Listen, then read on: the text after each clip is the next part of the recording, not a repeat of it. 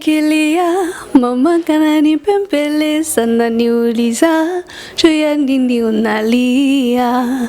Nyamaza, nyamaza, nyamaza, usilie tena. Ineza yawe izogumaho ibihe byose, mwami wacu. Ineza yawe zoyiririmba ibihe byose, zoba nkiriho.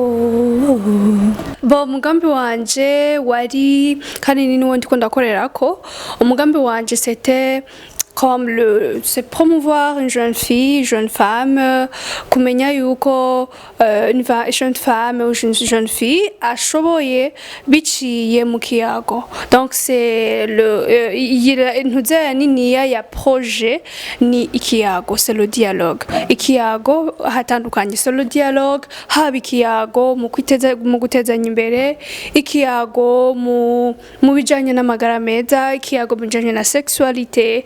Donc ikiyago navuga ati ikiyago ni c'est la base de tout. Mabaye nous sommes les mêmes et on est fiers. Vous êtes les mêmes. Nous sommes les mêmes. Nous sommes les mêmes. Et les gens de Mabaye, nous sommes les mêmes et on est fiers. Kandi turakundana kandi turabikora imvuga iba mu ngiro.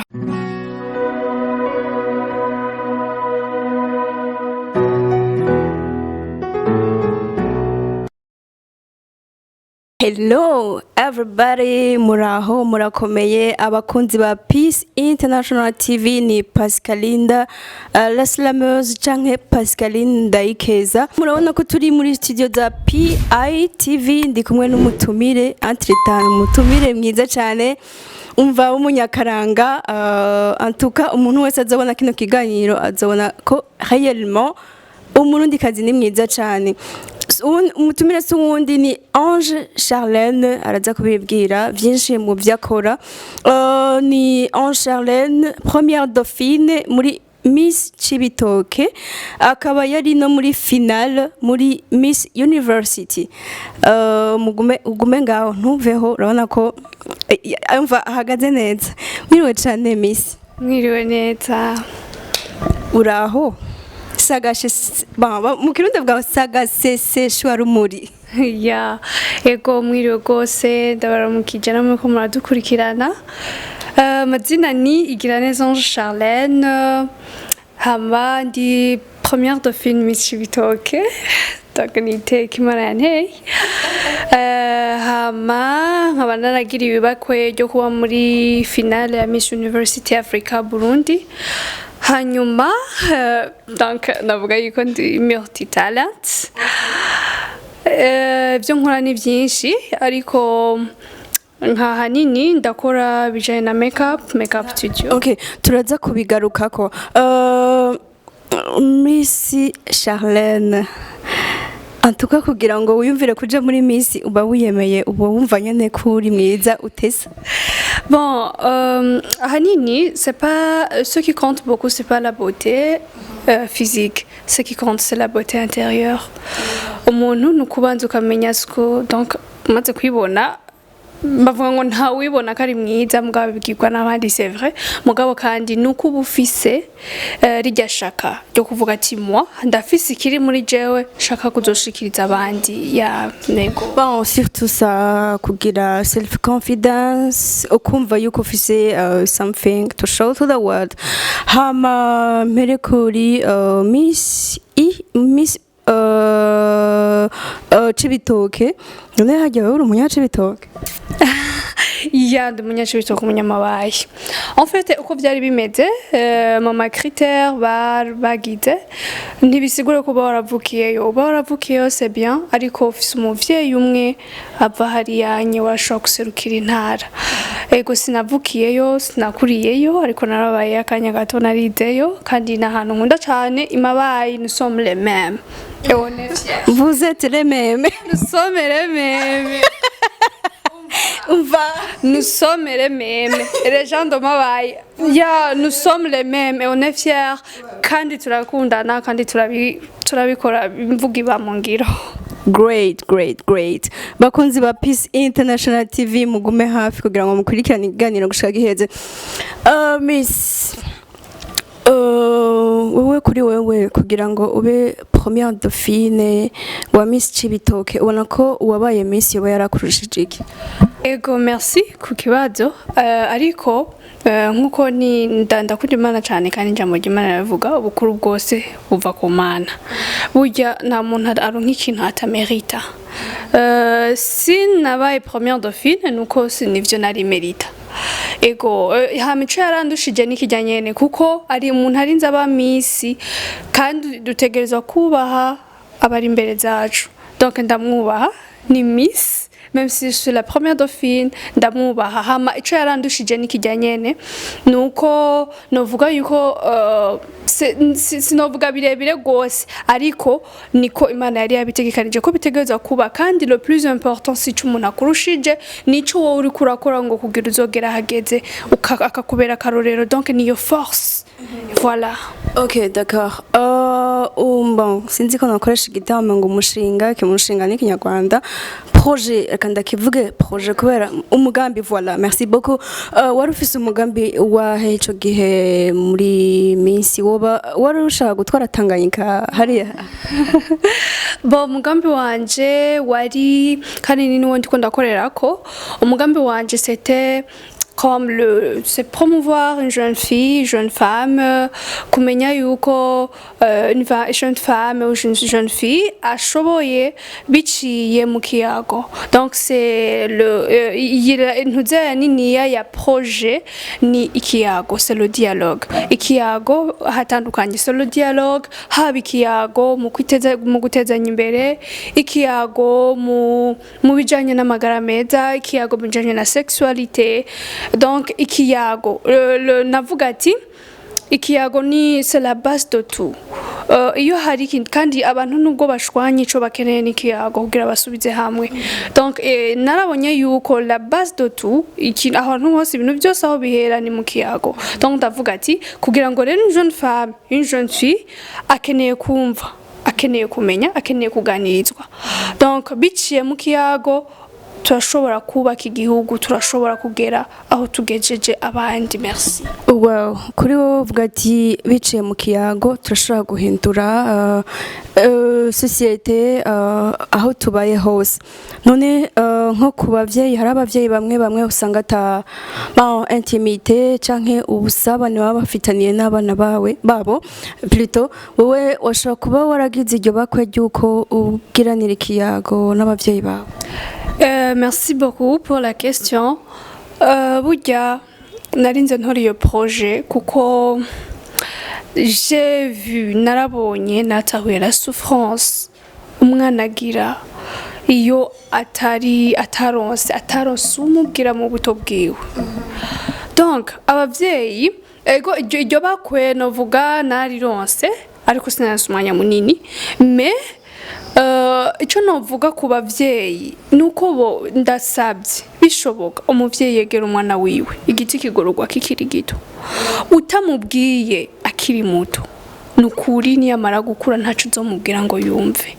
Rero icyo novuga kuri ico nuko abavyeyi bategerezwa reka ngire ko ndanabivuga niba kwe ndonse kuko nukuvuga nukuyaga ngire ko ndabivuga yuko umuvyeyi umuntu wese azika afise umwana akiri muto namuganirize inkoni ishikira gufa nishikira ingeso ico wokora numwicarike burya ikintu umuvyeyi ndibuka ikintu je mama yambwiye ndi muto maze kugera aho ngeze uno munsi naracibutse ndavuga ati iki kintu mama yarakimbujije yarakimbwiye. Donc bisigura yuko ikintu umuvyeyi yabwiye umwana mu buto bwiwe ndakubwije ukuri warakimuhanuye n'umutima mwiza ukamwicara ukamubwira ati mwana bigenda ukuntu ukamuyagira kubijanye n'irondoka rijanye n'amagara meza ukamuyagira kukuntu yo kwiteza imbere ukamuyagira muri utwo tuntu twose ukamwicarika ntutinye kumubwira ivyo bivuga ngo kurashira isoni uri umuvyeyi mubwire nutabimubwira azogenda bikore kuko ntiwabimubwiye.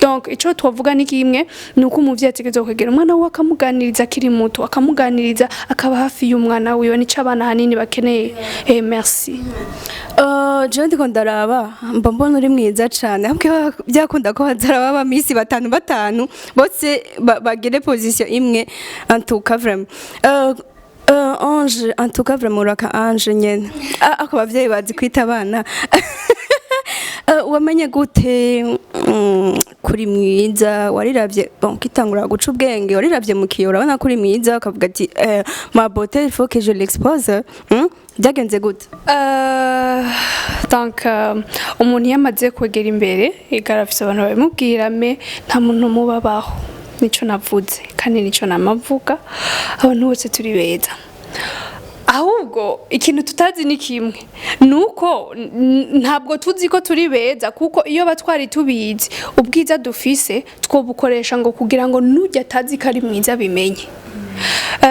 warumbajije ngo namenye gute ko ndi mwiza donc ma beauté c'est pas la beauté physique ce qui compte pour moi c'est pas la beauté physique cyane ce qui compte pour moi c'est la beauté intérieure iri muri jewe mvuga ati mbega ubwiza ego basi ubwiza mfise physique buriko bumaririka abandi ubwiza mfise ego nubwo ko expose ngaho tu kugira ngo ngaya abandi kugira ngo mfate n'abandi no ikiremwa cyose muntu ni ciza umuntu wese Imana yamuremye ari mwiza ahubwo ico novuga ni kimwe Imana yarakuremye gushiraho iguha ukumeze iguha ukuri mbega kubera ko ushaka kuba nka naka aho urazi yuko umuntu yemeye akaba wenyene ukwari akaba wenyene uzi yuko yobera akarorero kenshi abandi yobera akarorero kanini y'abandi donc la beauté nukubanza ukamenya kuri mwiza abantu bose tubibeza et moi si je suis belle ego quand j'en suis fière ariko ce qui compte pour moi c'est pas la beauté physique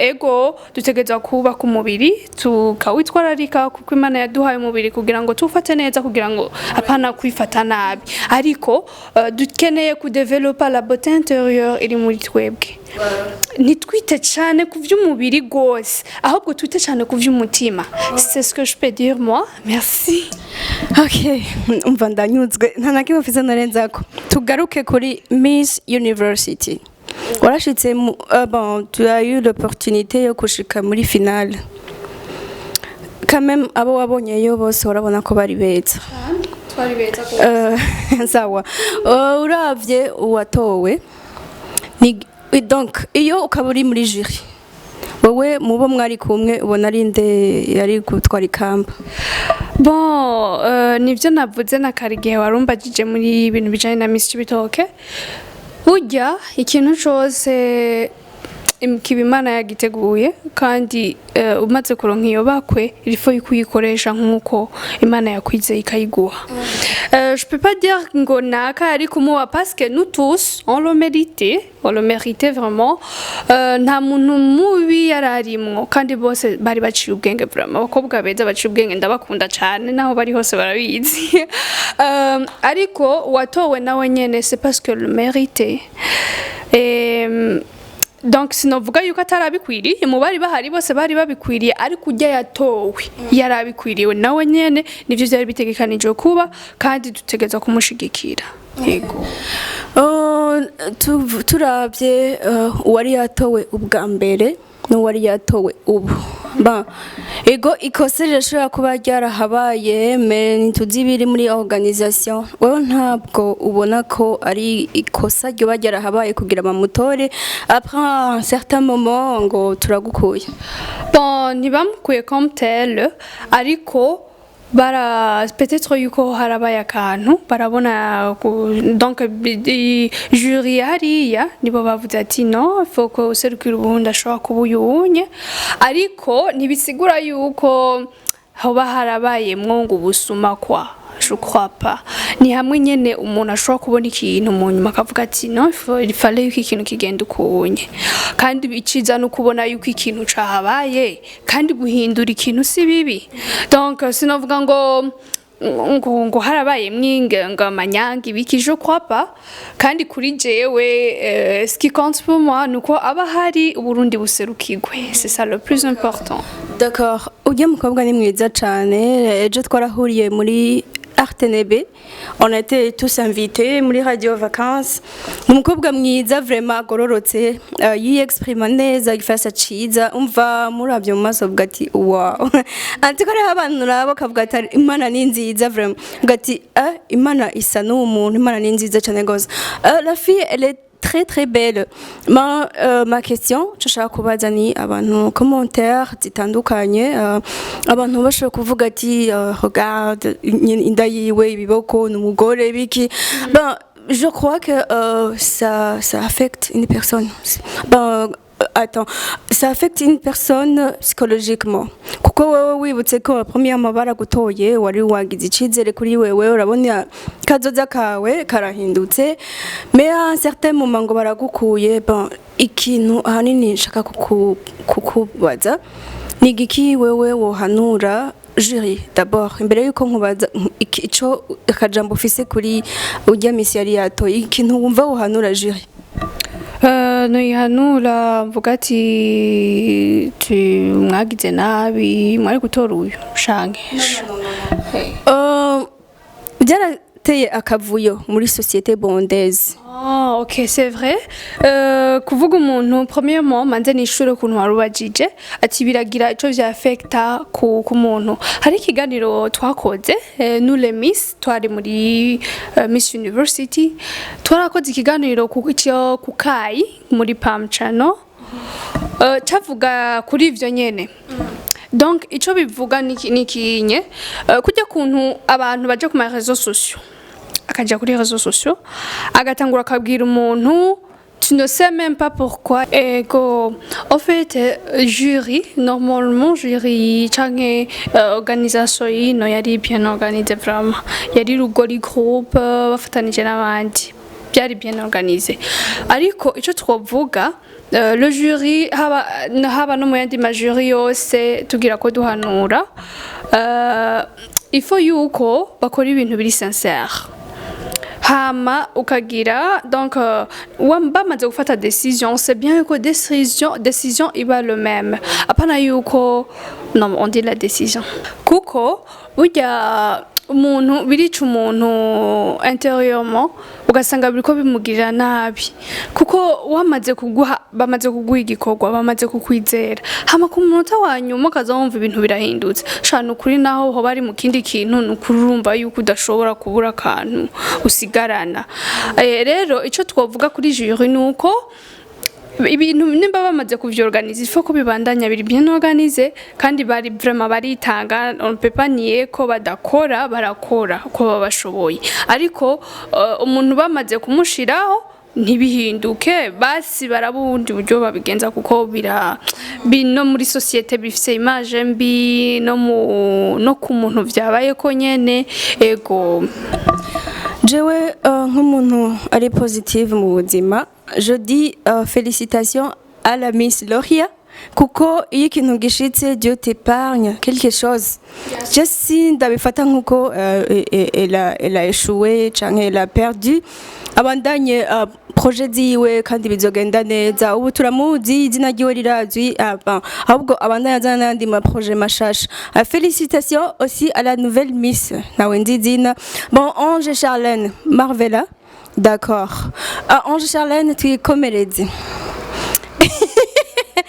À part kuba Miss n'ibindi ama projet ya Miss, hari ibindi bintu ngo bukora, izindi ngabire zawe abarundi barakeneye kuzimenya. Ego ndi na participer mu ma compétition muri Miss, ariko kandi sivyo vyonyene sanzwe ndi muririmbyi.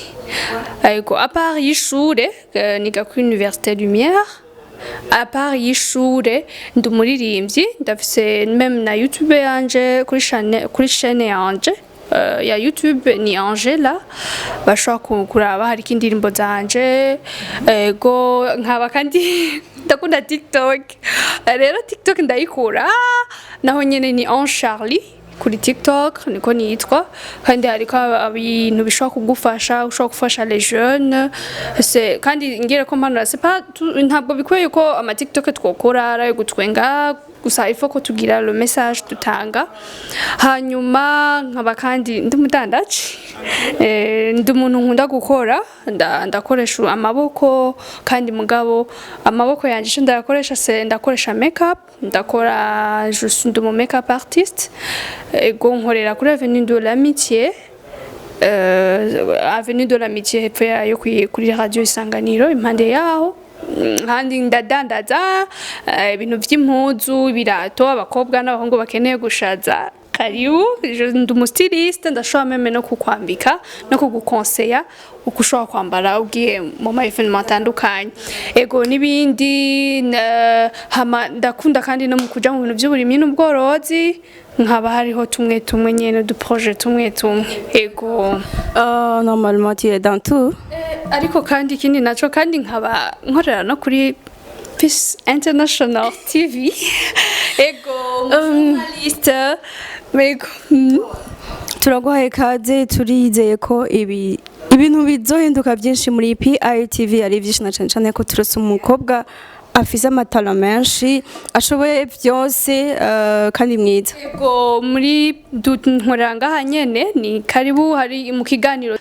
ego okay mwabyumvise ko dufise umuntu mushasha mugire subscribe kugira ngo mubandanye mubibona Ange Charlene wavuze kuririmba jewe umuririmbyi abantu sindamworohereza ntiwova ngaha utagize ka voice bakumve okay cangira ko ndimba mu ndirimbo zanje hariho yitwa Sweet Mother ni indirimbo ya Nikombaga wo muri Nigeria mugabo narayihinduye mu Giswahili hariho n'indi wanje nyene yitwa Ineza yawe mugabo kuri Sweet Mother shokera ka gatoyi kavuga nikilia mama kananipembeleza naniuliza juu ya nini unalia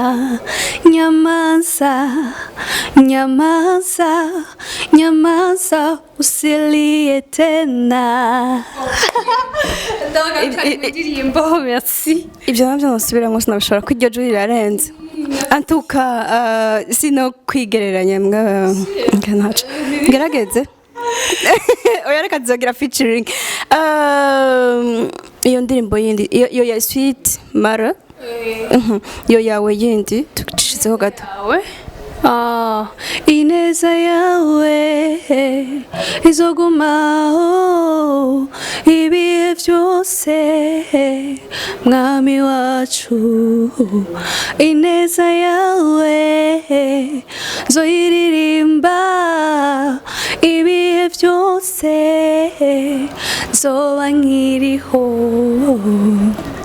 ineza yawe umfasha mwami wa ineza yawe ngokumaho ibihe byose mwami wacu ineza yawe zoyiririmba ibihe byose nzoba nkiriho